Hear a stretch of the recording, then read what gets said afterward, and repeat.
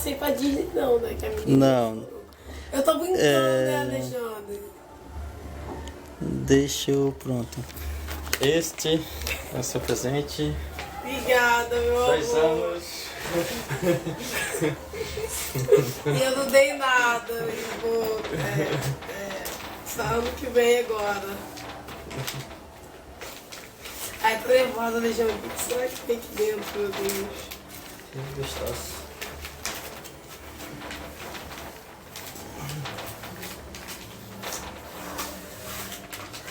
Vai pular não, né? Não. Tão bonitinho. Bonitinho. Minha vida. Vai ter um trabalho para encontrar. Tá bastante embrulhado, né? Eita. Dificuldade. Mais um. Rasga, rasga. Tem que ser lá isso. Ai, eu tô ficando nervosa. Rasga o outro, menino. Calma.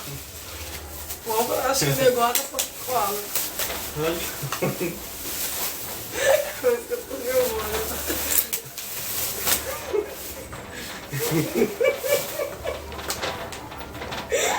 Aqui, gente.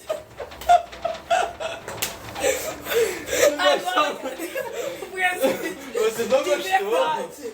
Não. Agora você vai ter que me dar de Menina, verdade.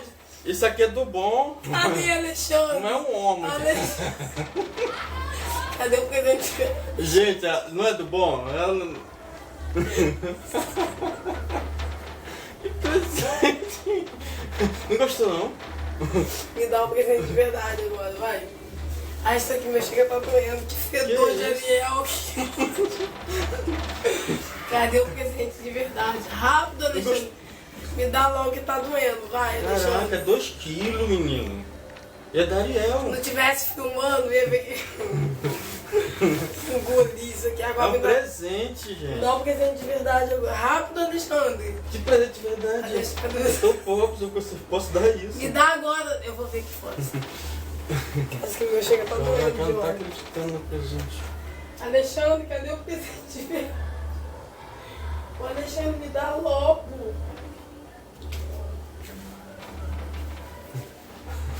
Cadê, Alexandre? Me dá, Alexandre. Não gostou, não? Dá um presente, Alexandre. Eu tô falando sério. Que presente. E essa para de tá- fumar isso que eu vou começar a falar aqui. Vai, tira. Poxa, não gostou do presente.